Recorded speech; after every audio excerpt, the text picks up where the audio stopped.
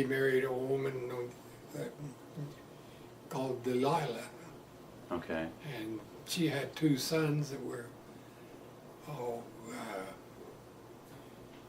I don't know, 3 or 4 years older than Merrill and I. And when the Second World War broke out, both of them were enlisted or were drafted right away. I don't know which, but Okay. they both went to war. And the oldest of the 2 was lost in the Pacific. So, and I don't know the history on Russell, the younger one. Okay. There was also a girl involved somewhere. I can't recall her name right now. So. Do you remember going to visit the Williams much in Espanola? Or? Well, that part was more seldom. Oh, really? We'd go out there, and I remember going up to Espanola with in the apple orchards. Right. And making apple cider. Oh, really?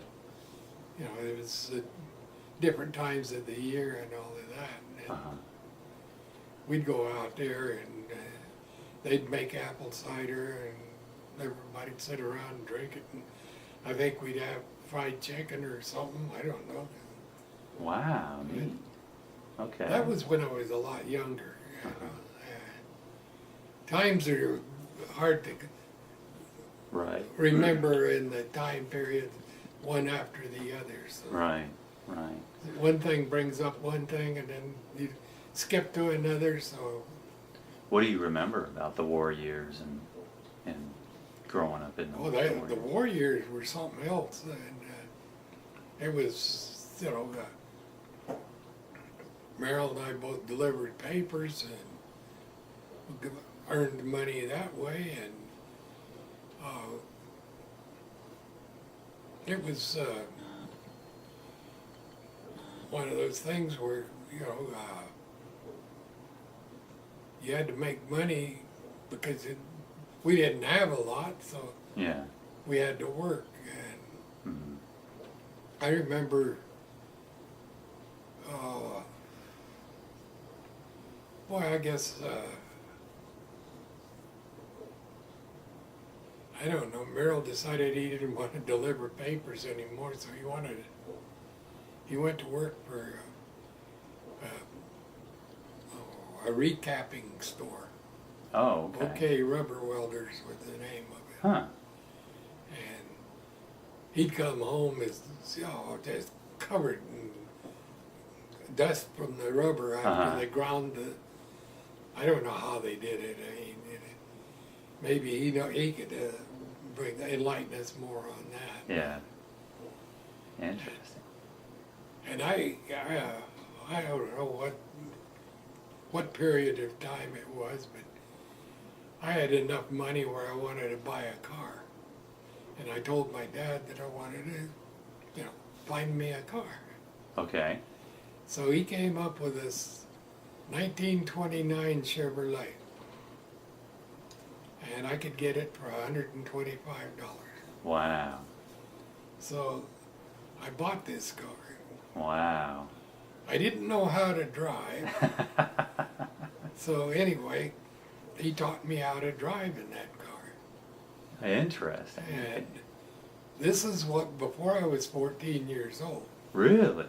It was the summer before I was 14 that I bought the car. And you owned a car before you were age 14? Before I even could drive. That's amazing.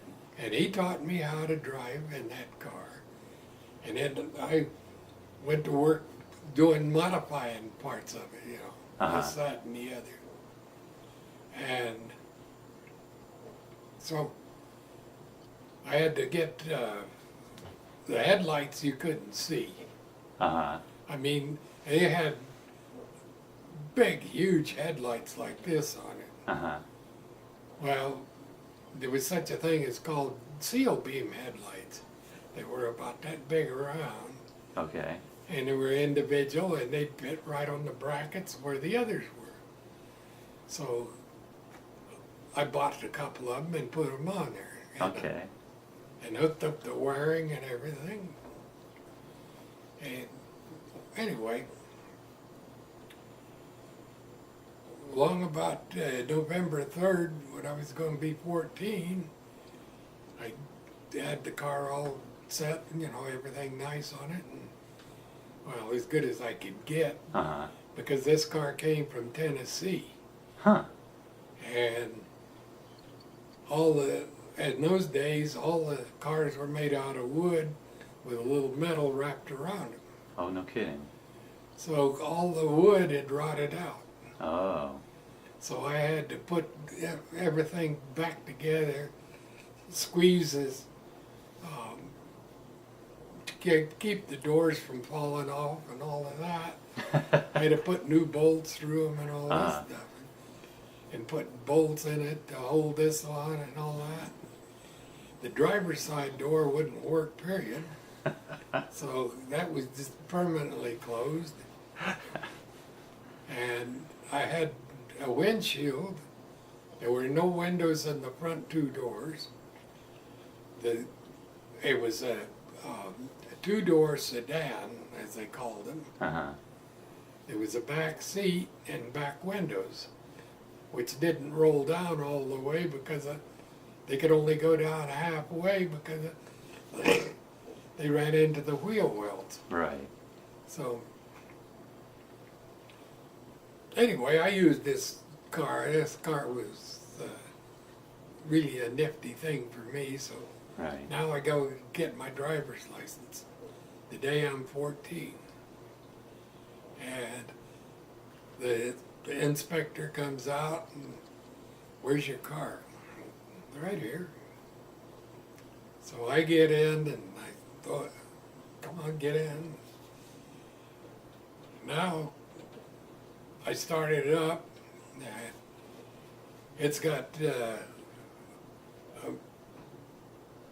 well, it's got a poor excuse for a muffler. The muffler's almost gone. So you can hardly hear what you're talking in this thing. And I can't hardly hear this inspector anyway. But it's November and we get a snow flurry. It starts snowing. And the inspector says, back out of the parking lot and go out on Sirius Road and make a left turn. So I go through all the maneuvers real good, and I've got to get my windshield wipers to work, so I flip the switch up there and it goes, you know, the old vacuum wipers, they didn't work too good. But anyway, it cleared enough where I could see. You know, the snow was sticking and everything. It was pretty heavy snow. And the wind was blowing and it was cold and the whole bit. This inspector had a big overcoat on, but he was still cold. And we got started down Sirius Road a little way, and he said, pull over and turn around. I did that. You know, made all the hand signals and everything, because there was no such thing as anything else on there. He got back and I passed. I got my driver's license. Right. So they gave me a temporary driver's license and they mailed me a permanent one later on. That's amazing. Anyway, I got this driver's license and I put it in my wallet right where the $1 bills were. Both of them. And so I'm real happy. I got my driver's license. I'm driving around all afternoon. And hey, by the way, in this day and age, you won't believe it, but I think gasoline was about 15 cents a gallon. Oh, man.